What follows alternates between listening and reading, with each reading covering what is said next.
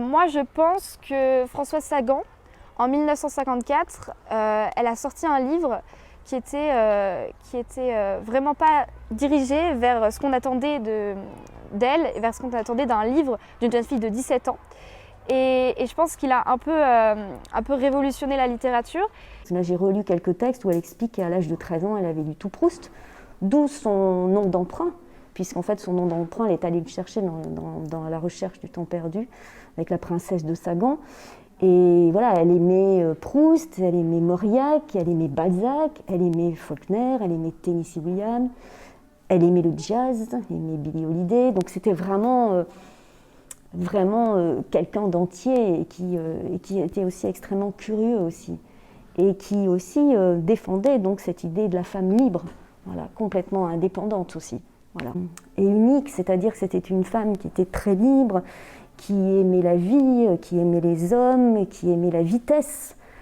Elle a eu du reste un accident de voiture très très grave, qui aimait l'alcool, voilà, le casino, elle aimait jouer.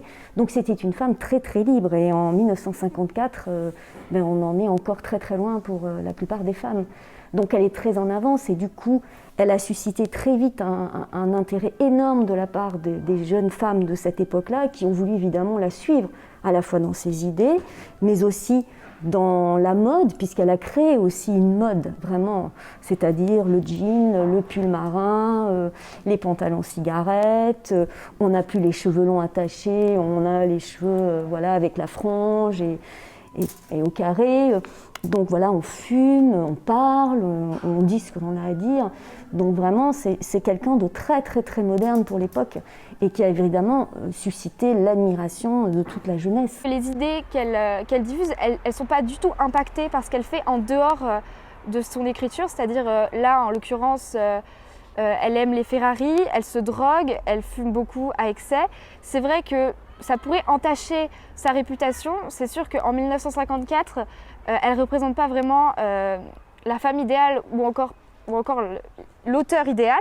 Mais je ne pense pas que pour autant son livre est gâché ou son écriture elle est entachée par ça. Je pense au contraire que ça ajoute quelque chose, que ça rend le livre plus authentique parce qu'elle écrit des histoires d'amour. Elle écrit des vies, des personnages qui grandissent, qui vieillissent, qui vivent. Et je pense pas que c'est pas parce que c'est une femme qui aime la vitesse, c'est pas parce que c'est une femme qui a des problèmes de drogue qu'il faut absolument interdire ses livres ou les dénigrer, dire on les lit plus parce que son auteur elle est dépravée. Je pense pas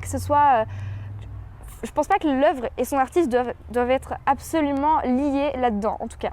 Je pense que les idées qu'elle diffuse aujourd'hui, elles sont entièrement, elles sont entièrement ancrées dans la société. C'est des idées qui sont très novatrices.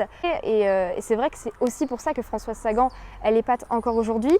Elle reste une femme qui a imposé des idées dans ce livre, très jeune, qui était totalement contraire à ce qu'on pensait à l'époque. Et c'est ce qui fait aussi sa place et ce qui fait aussi qu'elle continue à l'heure d'aujourd'hui à être lue, puisque nous, Bonjour Tristesse, c'est vraiment toujours dans nos fonds. Et ces pièces de théâtre sont régulièrement jouées. Donc c'est quelqu'un que l'on ne peut pas oublier parce que aussi c'est devenu un personnage romanesque.